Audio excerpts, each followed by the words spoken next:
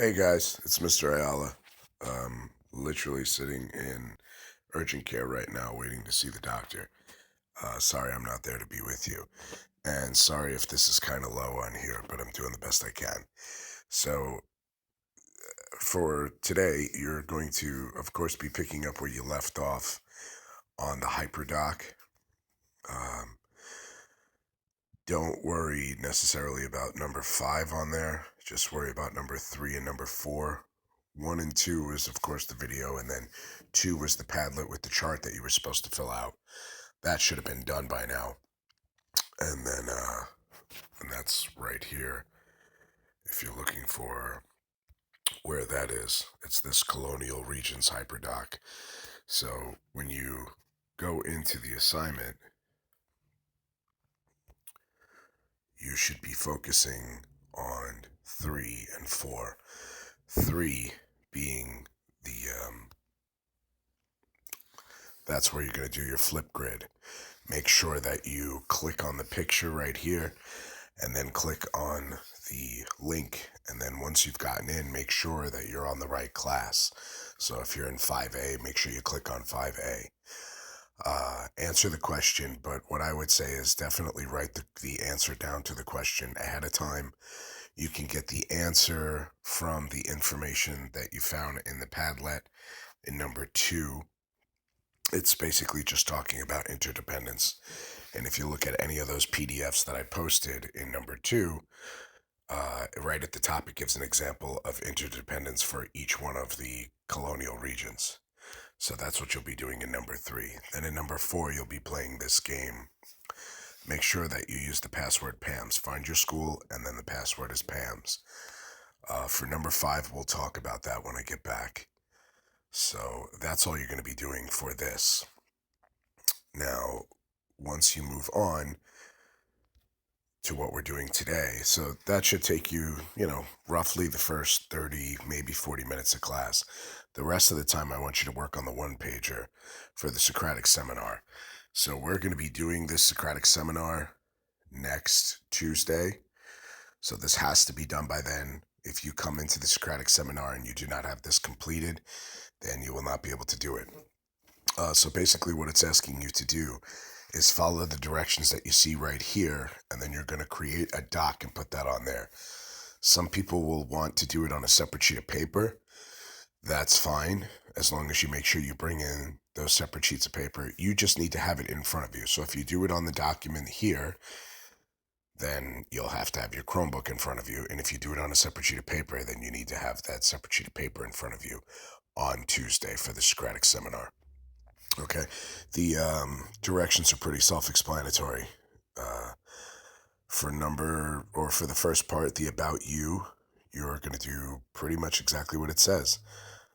Figure out how to use it. You could do it in Google Doc. You can open up a Google Draw box inside of a Google Doc, or you could just use Google Draw and then make sure you connect it to this particular assignment.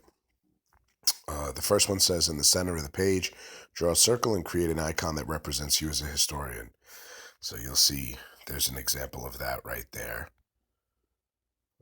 Okay, so whatever icon you would want to use to describe yourself or to represent yourself as a historian. And then around it, and you'll see these lines that are around it, that's where you're going to place 5 to 7 words that would describe you as you went through the research process. So maybe you were excited, maybe you were a little stressed, maybe you waited till the last minute, who knows? Whatever words you want to use to describe you, that would be great. Now, for the signpost question and the connection question, you're going to do a paragraph for each. And of course, you can move that down to the bottom of the page or do whatever you need. So for the signpost question, what did you learn about yourself as a researcher that surprised you? Or what is something you uncovered that challenged your thinking? What's something that you uncovered that changed your thinking or that confirmed your thinking? Write a paragraph for that particular prompt. For the connection to today, again, choose another one of these and write a paragraph. What connections can you make about the past that you researched and the present where you live? So basically, what can you take? All three of these questions are pretty much asking the same thing. What can you compare from the past to something of the future? So just read those questions and pick the one that you like the best. Then for the last two things, you're just picking one of these. So for the heart question, or excuse me, I'm sorry, for the heart question, you're going to do both. For the overall reaction, you're going to do one. And that's it. So for heart question, that's my cue to go in and see the doctor apparently. Um, how did you learn about the topic affect you emotionally? What is it that you learned about it that affected you emotionally? And how did what you learn about yourself as you conducted your research affect you emotionally?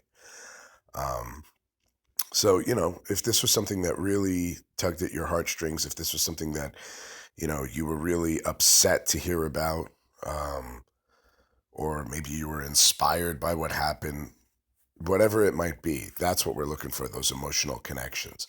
And then for your overall reaction, that's why you're going to pick one. You're going to at least create 4 hashtags about your learning process or 2 tweets. And your tweet shouldn't be more than 140 characters a pop.